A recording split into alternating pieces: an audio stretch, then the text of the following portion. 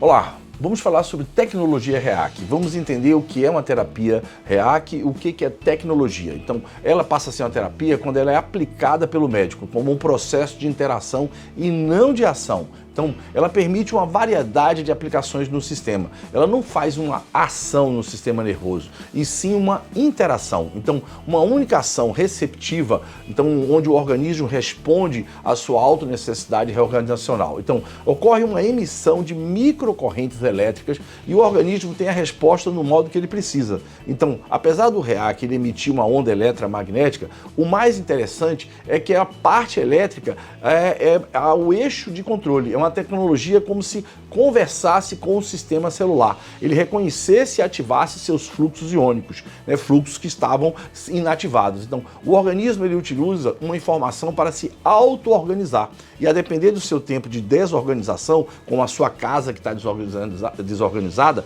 entra no princípio da epigenética. Então, o fenótipo modifica o genótipo. Então, o meio ambiente, o estilo de vida, os maus hábitos, os bons hábitos, modificam o sistema. E o REAC otimiza a autorregulação desse sistema, então no sistema nervoso autônomo. É claro que a pessoa pode ajudar a terapia, ele pode adquirir bons hábitos, mas o REAC ele ajuda o organismo a se autorregular para que o indivíduo conquiste bons hábitos.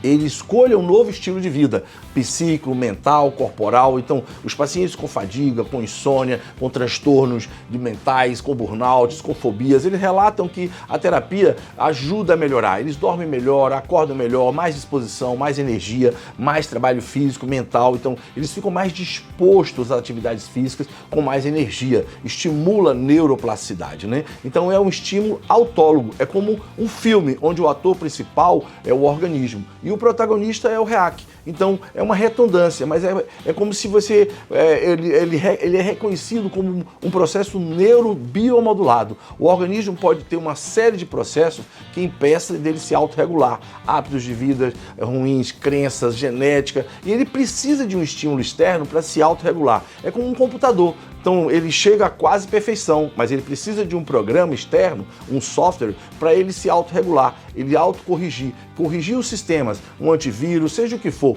Então, o REAC é como ele faz essa diferença. O computador, o programa é externo, ele obriga a autorregulação, obriga a mudança, uma limpeza. A terapia REAC não. O organismo reconhece o estímulo elétrico, bioelétrico, ativa os sistemas que estão inaptos, mas só aceita a autorregulação para aquele sistema, para aquela dismetria que ele precisa realmente ser regulado. Então o paciente está em uma dismetria e precisa voltar para essa assimetria. Então ele está em uma dismetria flutuante e precisa retornar para uma assimetria de controle. Então esse trabalho foi feito, estimulado por Dr. Rinaldi Salvatore e doutora Vânia Fontani, do Instituto Rinaldi Fontani, e ele trabalha o estímulo elétrico, que vem antes da química, a bioquímica. Na energia dos átomos, a eletricidade do sistema prevalece antes da química. Então, a medicina tinha essa disponibilidade do estímulo bioelétrico promover a autorregulação do sistema. Então, neuro, psico, físico e imunológico,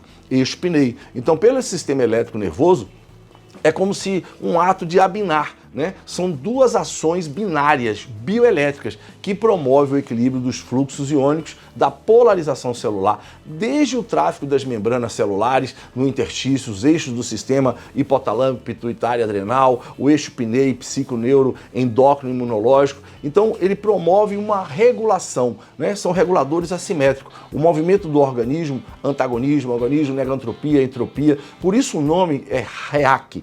Radioelétrico converso assimétrico. Esse converso vem de converger, então é uma conversão de concentração num ponto biológico. Então é uma terapia transcraniana de um estímulo eletromagnético, onde ele promove essas reações de um ponto biológico no momento em que esse estímulo ocorre, uma concentração entre um ponto de estímulo de fluxos assimétricos, que atraem correntes do organismo a correntes externas do aparelho, fechando um gradiente de autorregulação. É como se fechasse um curto-circuito. A teoria do caos, a entropia e a negantropia, onde toca o estímulo, fecha o circuito e microcorrentes do REAC. É uma frequência muito abaixo de uma onda, abaixo da onda Wi-Fi, que não permite alterar o sistema interno. São microcorrentes, mas convida o organismo a se movimentar, seus fluxos elétricos que estavam estagnados, otimizando melhor os sistemas e eixos, intestino sério, melhor absorção, eliminação de patógenos, desintoxicações de metais pesados,